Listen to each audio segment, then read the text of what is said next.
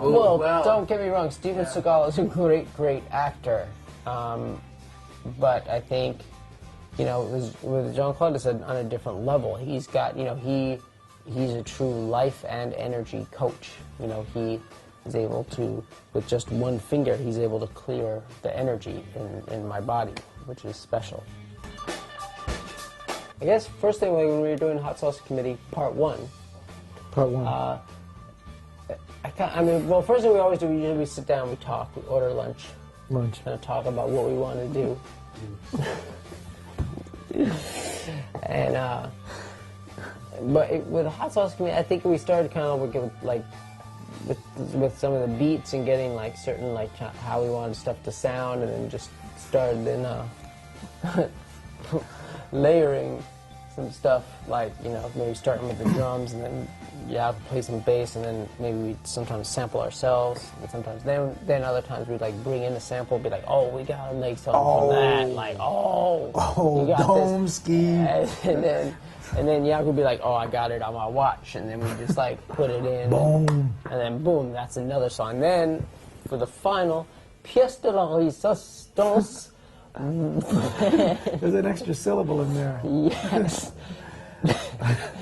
The band then gathers around the computer as if it's a campfire, and we all have our special little notebooks, and we write our rhymes. Rhymes?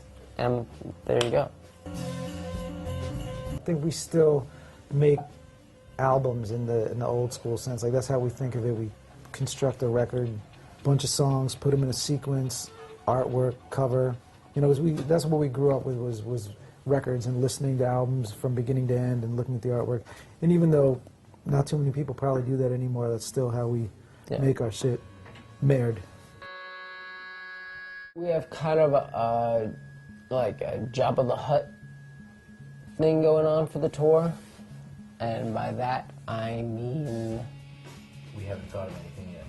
You know, no, like there's going to be a lot of battles, like lightsaber battles.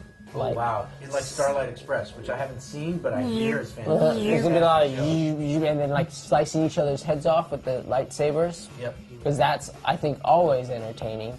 So this kind of thing, and like the bar scene, you know, and like not the prequel Star Wars, but the first Star Wars, that kind of thing. Okay, speaking of the bar scene, in the entire Star Wars 6 films, how many times did people get their hands cut off? Wow, out of all 6. Does that include forearms? Yeah, whole 9. I feel like once that I can remember. I feel like no, it's lots of times. No, Obi-Wan just got. Well, someone right in that bar scene, someone got their hand cut off, and then Luke gets his hand cut off. Luke gets his and there's a couple others too. I think that even Darth Maul gets his arm cut off. Now we're going into territory that I don't know. Okay, sorry, let's move on. But I think it's like 5 times. Like, Lucas is just obsessed with cutting off people's hands. What the fuck? Next question, I'm sorry. All right, what? I got it then. Dinosaurs. Yep. And then what's going to happen is like the Ice Age is going to come, and everybody like in the arena or whatever, they're going to die in the Ice Age. The show of shows. Yeah. We're going to freeze everyone in the arena and then leave the arena sealed for like 200 years and then unfreeze everybody, and they'll all come. When they walk out the show, they'll be like, what the fuck happened? It's like 200 years passed by. That's the type of shit we're going to do. Nobody's done that yet. So if you're coming to the show, all the details, but if you're coming to the show, don't make any long-term plans for afterwards. Bring a park. Well, we have most of the songs. It's not all finished, and then like part 1's going to come out regular style in September.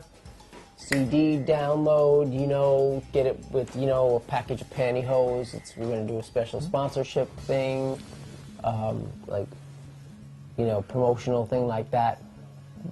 Not really, but then... Also being sponsored by the Massengill Company is one of our sponsors for the album. And then, but then part 2, it's going to be like, that might just come out, instead of, say, being a whole album that comes out, like, all this time. After part 1, it might be like, a few weeks later, if you sign up for it, you get sent a 7-inch, bang, or in your inbox, boom, you get like an MP, like couple of songs, boom, you know, bang. Then like let's say we were like, oh, you know, we never finished that song. We should really. What about this idea? This will, you know, make this song like put it like here. Then we do that, and then we send it to you. Boom. So that's what's going on with part 2.